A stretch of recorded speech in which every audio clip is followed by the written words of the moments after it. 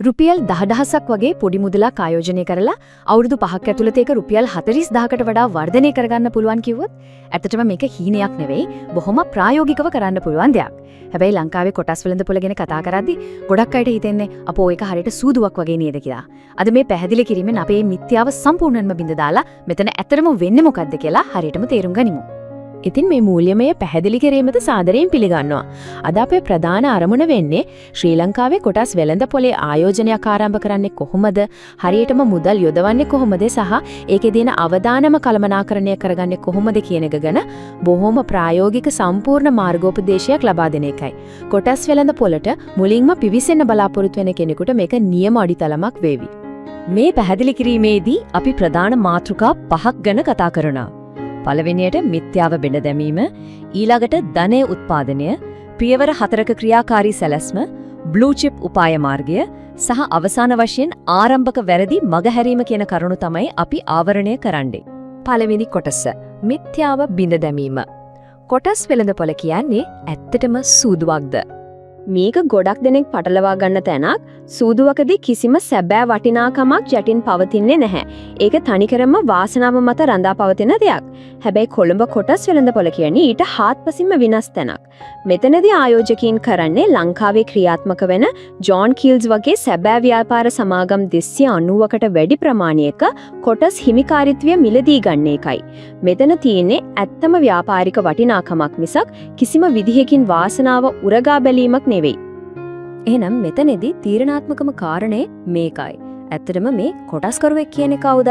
හිතන්න ලංකාවේ තියෙන දැවැන්තම සමාගමකින් කොටස් 10ක් වගේ බොහොම සුළු ප්‍රමාණයක් මිලදී ගත්තත් ඒ ආයෝජනය කරන කෙනා අර දැවැන්ත සමාගමේ සමහිමිකරුවෙක් බවට පත් වෙනවා.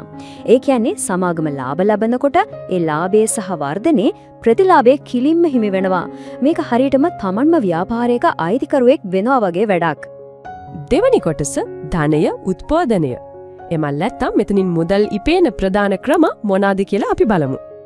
ආයෝජකයෙකුට ප්‍රධාන වශයෙන් ප්‍රතිලාභ ලබන්න පුළුවන් ක්‍රම 3ක් තියෙනවා. ඒ තමයි ප්‍රාග්ධන ලාභ, ලාභාංශ සහ හිමිකම් නිකුතු. කෙටි කාලිනව බැලුවොත් වෙළඳපොලේ මිල ගණන් ඉහළ පහළ යන්න පුළුවන්. ඒක සාමාන්‍ය දෙයක්. හැබැයි ඓතිහාසික දත්ත දිහා බැලුවම අපිට පැහැදිලිවම පේනවා ඉවසීමෙන් කටයුතු කරන ආයෝජකයින්ට හැමතිස්සෙම වගේ ධනාත්මක ප්‍රතිලාභ ලැබිලා තියෙන බව. මේ සංකල්පය තවත් සරල ගණිතයකින් පැහැදිලි කරගමු. ප්‍රාග්ධන ලාභ එහෙමත් නැත්නම් කැපිටල් ගේන්ස් කියන්නේ මොකක්ද? හිතන්න සමාගමක කොටසක් රුපියල් 100කට මිලදී ගන්නවා කියලා. කාලයත් එක්ක ඒ කොටසේ වටිනාකම රුපියල් 150ක් දක්වා ඉහළ ගියාම විකුණුවොත් අන්න ඒක කොටසකින් රුපියල් 50ක ලාභයක් ලැබෙනවා. කොටසේ මිල වර්ධනය වීම කෙලින්ම අපි අතට ලාභයක් විදිහට එන්නේ අන්න ඒ විදිහටයි. ඊළඟ වැදගත්ම දේ තමයි ලාභාංශ එහෙමත් නැත්නම් ඩිවිඩන්ඩ්ස් කියන්නේ. සමාගමක් තමන් උපයන ලාභයෙන් යම් කොටසක් තමන්ගේ කොටස්කරුවන්ට මුදලින්ම බෙදා දෙන එක තමයි මෙතනදි වෙන්නේ. මේක හරියට නියම අමතර ආදායම් මාර්ගයක් වගේ. ඒ වගේම හිමිකම් නිකුතු එහෙමත් නැත්නම් rights issues හරහා දැනටමත් කොටස් හිමි අයට අලුත් කොටස් විශේෂ වට්ටම් සහිත මිලකට මිලදී ගන්නත් අවස්ථාව ලැබෙනවා. මේ හැම දෙයකින්ම වෙන්නේ ආයෝජනයේ වටිනාකම තවත් වැඩි වෙන එකයි. තුන්වෙනි කොටස පියවර 4ක ක්‍රියාකාරී සැලැස්ම. අපි කොහොමද මේක ප්‍රායෝගිකව පටන් ගන්න කියලා දැන් බලමු. Tamanගේ පළවෙනි ආයෝජනය ආරක්ෂිතව කරන්න අවශ්‍ය කරන නිවැරදි පියවර 4 තමයි මේ. පළවෙනියටම CDS ගිණුමක් විවෘත කිරීම.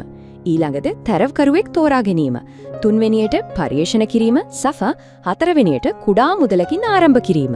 මූලිකවම කළ යුතු දේවල් මොනවාද කියලා අපි දැන් එකින් එක විස්තරාත්මකව බලමු. කොටස් කියන දේ අපිට අතින් නල්ලන්න බැහැනේ. ඒව තියාගන්නේ ඉලෙක්ට්‍රොනික ක්‍රමයට මධ්‍යම තැන්පතු ක්‍රමයේ එහෙමත් නැත්නම් CDS ගිණුමක. මේ ගිණුම ජාතික හැඳුනුම්පතේ පිටපතක් සහ බැංකු ගිණුම් විස්තර ලබා දීලා බොහොම පහසුවෙන් විවෘත කරගන්න පුරුවන්. ඒ සඳහා සුරකුම්පත් හා විනිමය කොමිසමේ ලියාපදිංචි ඒෂියා සිකියුරිටීස්, ෆර්ස්ට් කැපිටල්, ඉක්විටි නැත්නම් ජෝන් කීල්ස් වගේ තරවකාර ආයතන 15කට වැඩි ප්‍රමාණයකින් එකක් තෝරගන්න පුරුවන්. අද කාලේ නම් මේ සඳහා සම්පූර්ණයෙන්ම ඔන්ලයින් ක්‍රම පවා තියෙනවා. මෙතනදී දෙන්න තියෙන වැදගත්ම උපදෙසක් තමයි ආරම්භයේදීම Tamanගේ මුළු ඉතුරුම් සියල්ලම ආයෝජනය කරන්න යන්න එපා කියන එක. රුපියල් 10,000ත් 25,000ත් අතර කුඩා මුදලකින් පටන් ගන්න. ඒ හරහා වෙළඳපොලේ හැසිරීම ප්‍රායෝගිකව ඉගෙන ගන්න පුළුවන්. ඒ වගේම නොමිලේම ලබා දෙන CSC ජංගම යෙදුම සහ csc.lk වෙබ් අඩවිය පාවිච්චි කරලා කොටස් මිල ගණන් සහ වාර්තා නිරීක්ෂණය කරන්නත් පුළුවන්. හතරවෙනි කොටස බ්ලූ චිප් උපාය මාර්ගය. ආරම්භකයන්ට වඩාත්ම සුදුසු වෙන්නේ මොන වගේ සමාගම්ද කියලා අපි බලමු.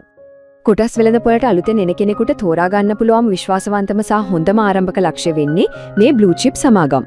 සරලවම කිව්වොත් මේවා ලංකාවේ තියෙන මූල්‍යමය වශයෙන් ඉතා ශක්තිමත්, කාලයක් තිස්සේ හොඳින් ස්ථාපිත වුණු සහ දිගටම සාර්ථකව ලාභ ලබන ප්‍රධාන පෙළේ සමාගම්. කොමර්ෂල් බැංකුව එමත් නැත්නම් සිලෝන් ටොබැකෝ වගේ සමාගම් මේකට කදිම උදාහරණ විදියට ගන්න පුළුවන්.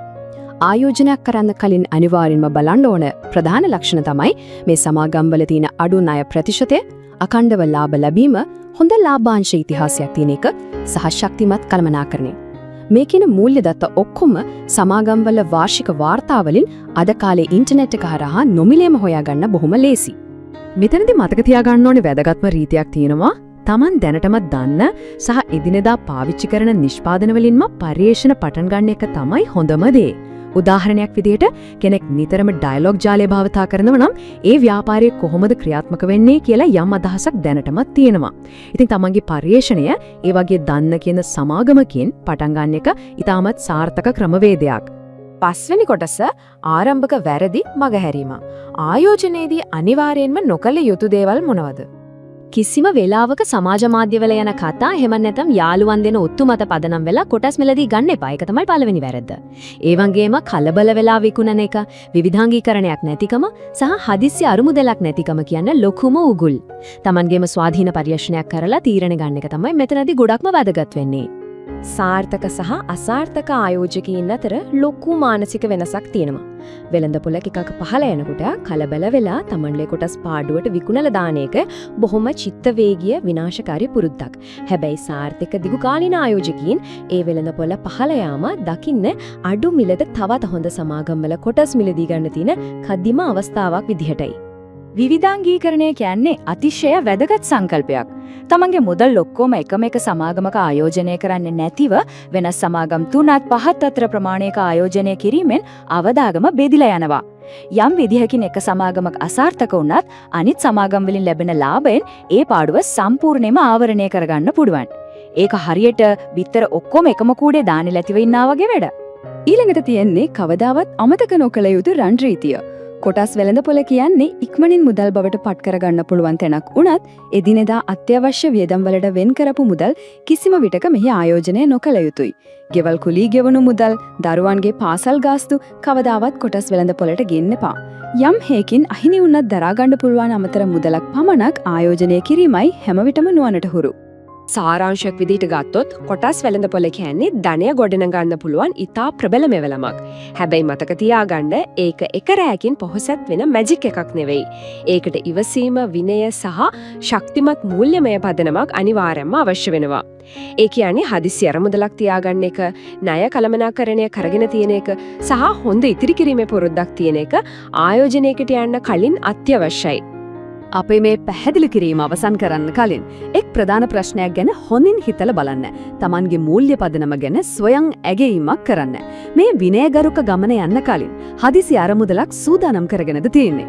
නිවැරදි ඉවසීමෙන්, තොරතුරු අධ්‍යයනයෙන් සහ විනයෙන් යුතුව කොළඹ කොටස් වෙළඳපොළට පිවිසියොත් එය අනාගත මූල්‍ය නිදාස සඳහා තබන වඩාත්ම සාර්ථක පියවරක් වේවි.